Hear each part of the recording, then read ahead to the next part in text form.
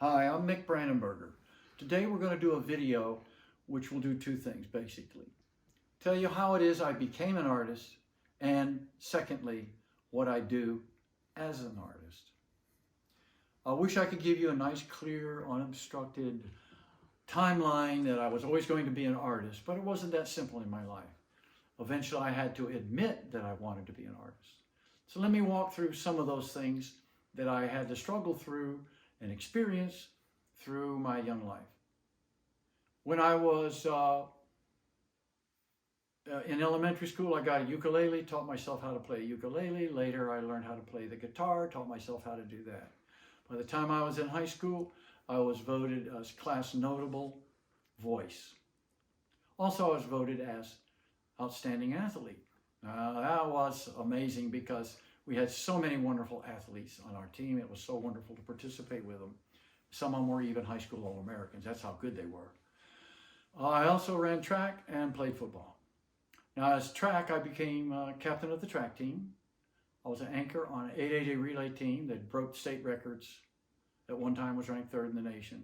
Set records in my high school that lasted well over 10 years. I don't know when that was finally broken. So that was an option too. I was very involved in sports. A third one, which was very exciting to me, which is a surprise, was that I was interested in physics. Took a physics class, Dr. Fernandez, and then I told him these inventions I had, and he said, oh, they're really great ideas, but they're impractical.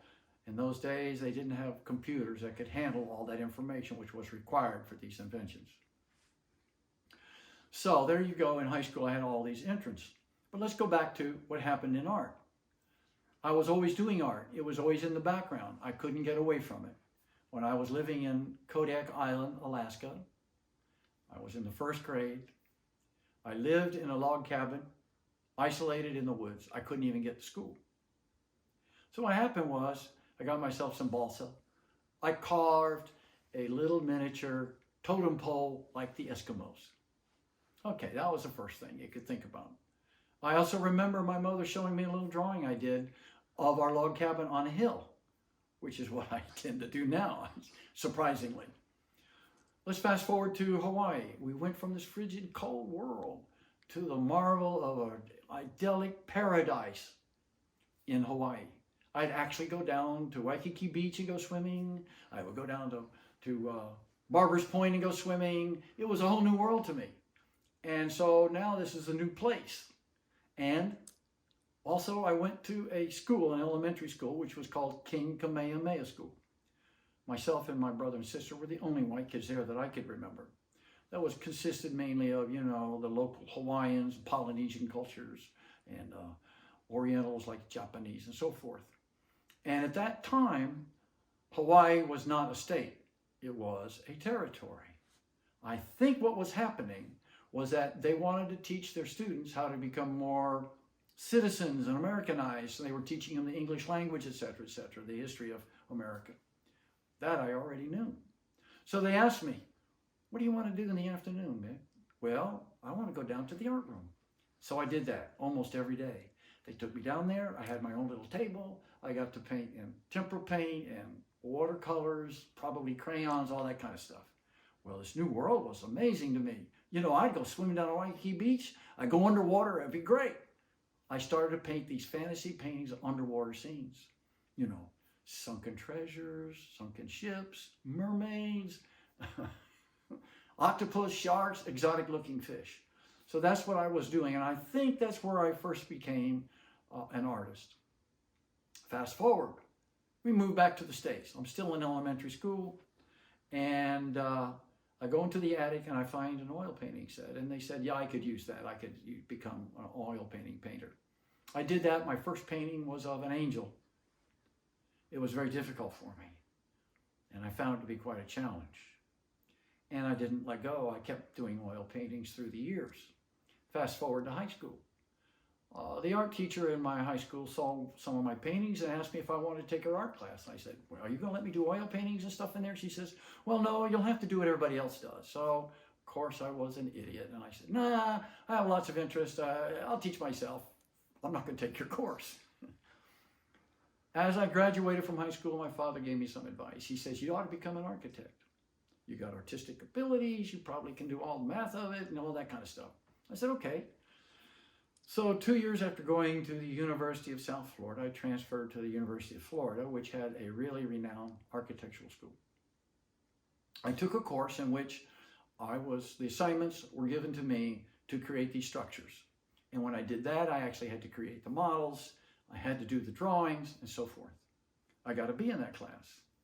I asked my teacher, Savin Toll. I said, why did I get a B? He said, I have to admit, you had the best ideas in class. But your construction was a lot to be desired. Your drawings of what you were going to build were not that good. Me, I didn't enjoy going to the drafting table, using the T-square, using the right angles, using the scale, writing all the numbers on the paper. It wasn't me. So at that point I realized, oh yes, my real calling was to go back and do art. And I did that. I went to the University of South Florida, graduated from the University of South Florida with 2 degrees. One's in fine art and one's in art education. That one was also an advice by my father, which was very good. He said, all you have to do is take maybe 3 more courses. You'll get a double major, and that way you can go out and you can actually be in a profession like teaching. I said, yeah, that makes sense. So I did. Luckily, that was great for me. I love to teach. I can't help it. I'm just a natural born teacher in this sense. That's what I want to do. So at that point, yes, I was committed to the art world. I was an artist and I was teaching art. That is how I became an artist. It was not a simple, streamlined, clear view. It was a struggle to the point at which I had to admit, oh yeah, I need to be an artist. So that's how I became an artist. For the second part of the video, I'm going to try to explain and clarify what it is I do as an artist. And to do that, I'm trying to break it down into the simplest, most essential explanation I can. So I picked 3 words. The first word is visionary. Second word is curvilinear. Third word is place. Those 3 terms are interrelated in my artwork. So each one helps the other emphasize what it is I'm doing. It's sort of a holistic approach. So what I want to do now is to actually show you one of the paintings in which I can demonstrate these 3 aspects of my work. So here we have a painting called Living in Mediterranean History. Living in Mediterranean History. I picked this title because we took a trip through the Mediterranean, and of course the Mediterranean is filled with all kinds of history.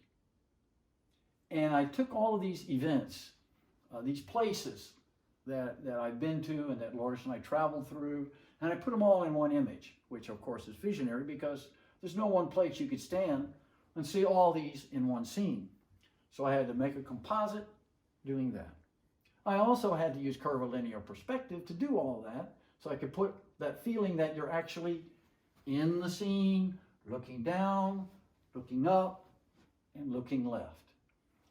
So let me walk you through how all that happened when I envisioned, with curvilinear perspective, these places. On this side, we have the entrance to the Acropolis. And that entrance is called a Propylaea. Why would I paint that instead of painting the Parthenon, which is so world famous? Well, I had studied the Parthenon, and yes, it was amazing and all of that, and I was thrilled to see it. But the surprise for me was the entrance to the Propylaea. I didn't realize how massive these columns were and what this looked like, and having to walk up the steps to get through it this way. That's what I was impressed with, by the surprise of seeing that experience. Now, as we travel further down here, we can see a little, like a tower here, which is dots all along the Mediterranean Ocean. I'm going to focus on this down here. This is Knossos. It's a palace in Crete. Many art historians credit this particular culture for beginning the origins of Western culture. That's how important it is. Notice, yep, they have a mural. They have their own style for columns. They have a lot of intricate stonework. And of course, you see a lot of pots, pottery, smashed and being literally just kind of hanging out there. And notice a different kind of stonework that they used to create their palace.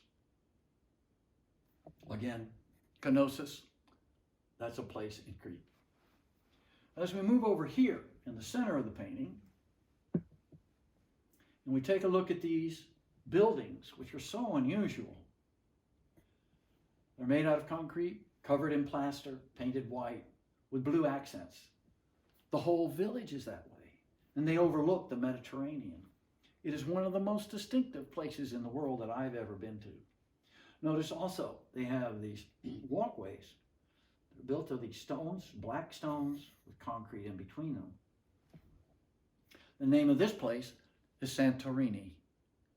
So we've seen Acropolis, we've seen Knossos, and we're seeing Santorini already, as well as along the coastline of the Mediterranean. Now, I'm going to show you also here the kinds of experiences I see in terms of the way things are constructed in the Mediterranean. Notice, this wall built out of bricks. Typical kind of Roman construction going on here, as compared to what was happening over here in Knossos. Also down here, you can see this pattern here tends to be a Gothic attitude. So you have Roman, you have Gothic, you have Knossos, you have Santorini. All this stuff is going on here, and of course different kind of surfaces here that you can see for flooring, as well as up here. So these are the experiences I had in terms of construction and stonework, etc. Over here we have an amphitheater. We saw more than one amphitheater, but I thought I would show this particular one. For example, there was also an amphitheater just below the Acropolis. And that was, of course, Roman construction. As we move up, we see the stone steps leading us up here. And now again, looking at the curvilinear perspective, we are looking up underneath this walkway in Capri. And also we see a sphinx here, which is at the end of this walkway overlooking the entire Mediterranean. And of course back here, we'll see this all along the Amalfi Coast, these Italian villages. Down here on the left is a fountain I included. Kind of a humorous introduction, because we all know that the Greeks greatly admired the human body. They were proud of the human body, all aspects of the human body. During the Middle Ages, not so much. You know, they like to cover up the body more. So what we have here is an incident where Lourdes and I were going through one of these villages. We came across this particular fountain in which the women's breasts were spouting water. You can see that here. You say, why would I put that there? Well, it's kind of a historical reference, because as Lourdes and I took a few steps away, we went into a church. And they wouldn't allow Lourdes to enter the church because, parts of her shoulders were being shown in her top. Well, what that shows to me was that they're living history. They're living both the Greek and the Mediterranean history, depending on where you are, who does what. That's kind of a comment on all of those traditions of morality and so forth. So again, to summarize this picture, remember I was talking about the three aspects, which was visionary. All of this right here is a vision. Curvilinear, you can look up, you can look down, you can look down here, and you can look back up over here, and look all the way to the left, all the way to the right, and all the way into the distance. That has to do with curvilinear composition.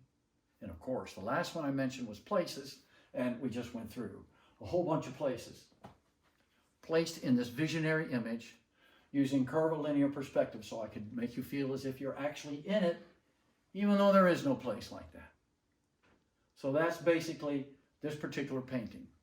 Now this painting, living in Mediterranean history, is 50 inches by 34 inches. It took me over a month to paint it. It sells for $4,250. Again, living in Mediterranean history. Excuse me for just a moment. I replace this with another painting.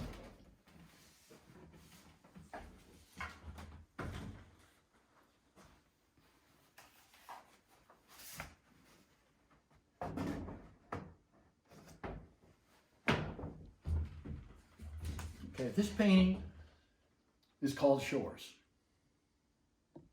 By now you probably understand that, oh yeah, we're going to go through those three aspects of my paintings, and it's going to become a lot more obvious now when you take a look at it. It's called Shores because as I traveled around the world, different shores throughout different continents, we experienced different things. In the Northeast United States, we were up in Maine. You see a lighthouse up here. You see the kind of the mist, the cooler world, and you also see the kind of vegetation you might see in the Northeast here. In the center, we have a little island. It sort of indicates the kind of experiences we had when we go to Maui. You see a little shack, you can see palm trees, and even as you look down here, the vegetation changes from what's over here to more tropical kinds of vegetation. As we travel over here, we see different shorelines that goes from the cool to the warm, semi-warm, and over here again, Italian coastline, the Amalfi Coast. So that's why this is titled Shores. And again, you're probably getting the idea. Yep, curvilinear perspective because, oh, we can look straight down here at the immense detail, as if we're really close to the stoneworks, the vegetation, the water flowing into the ocean, as well as looking up, left, and right. You can see here we're looking on top of that vegetation. And yet we're looking over here. Different sunsets. So again, it's becoming more obvious. Yes, I'm envisioning this world. There is no place like this I would think you could see. 2, it is curvilinear perspective. We are looking down, we're looking left and right. And 3, it's about places. Places I've been and experienced. So I've internalized those places. They're part of me now. When I start doing sketches, it just comes out. These are the kinds of things that have fascinated me. That is why I also do places. Again, the title of this is called Shores. It is 24 inches by 36 inches. It sells for $2,100. That's this painting.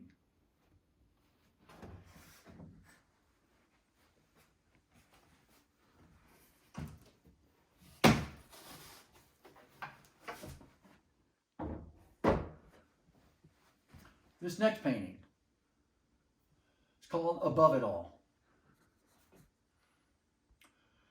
You remembered I talked earlier about living in Alaska in this little cabin in the woods and so forth. I never realized how much that affected me until just recently. I did a whole series on log cabins and cabins in the wood and isolated. I guess it's come back to me for that reason. So that has to do with a place. But of course, again, I don't know a place like this. I just created it. And I did it because I was doing it. It was affecting us, and you know, it was such a problem in the world, and it affected all of us.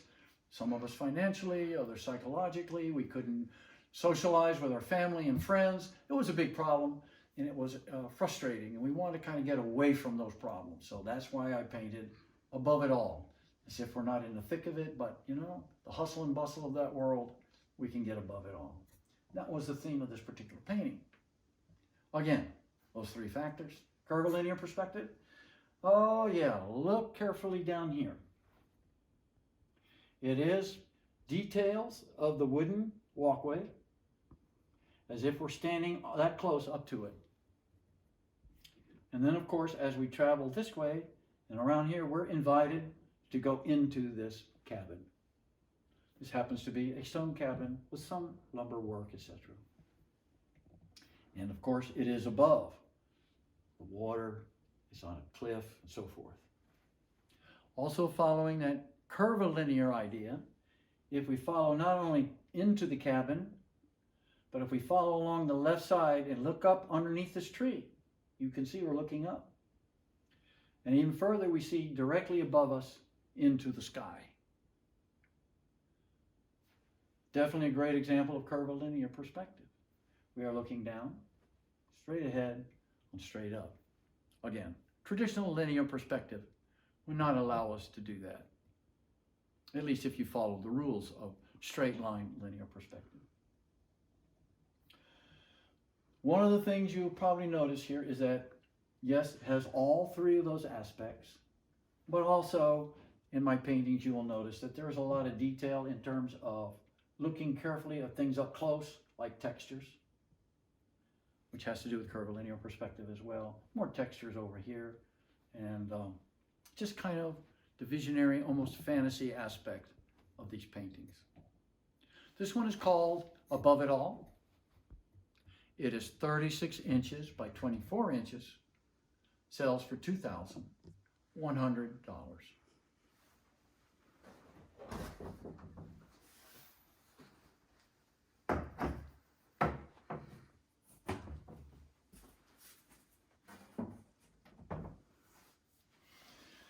I selected these 4 paintings because of different sizes and the different looks.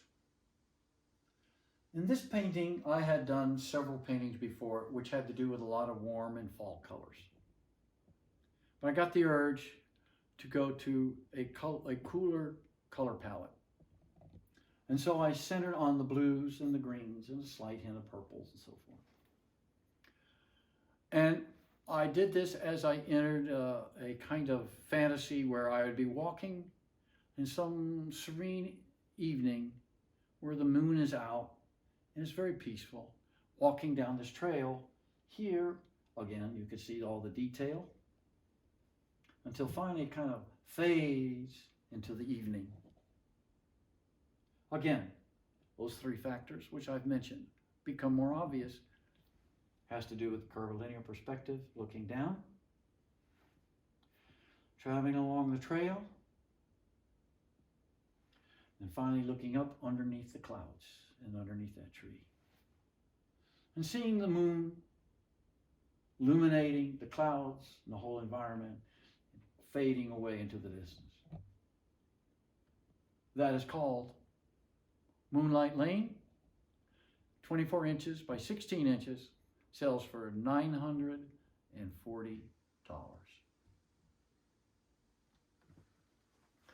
Now, if you want to follow up and find out more information about me, you can do it in a couple of ways. One is you can actually get on the telephone and call 877-MIC-ART. That's 877-MIC-ART or 877-642-5278. Leave a message and I will call you back. The other ways which you can follow up is, of course, go to the webpage. That is brandenbergerfineart.com. brandenbergerfineart.com. Also, I'm on Instagram and Facebook. So if you go to Instagram, you can just check on my profile and follow up on more information. If you have any questions, of course, you can use that phone number. You can follow through on Facebook, Instagram, webpage. Thanks for listening. I greatly appreciate it. Tune in for my next broadcast. Thank you very much.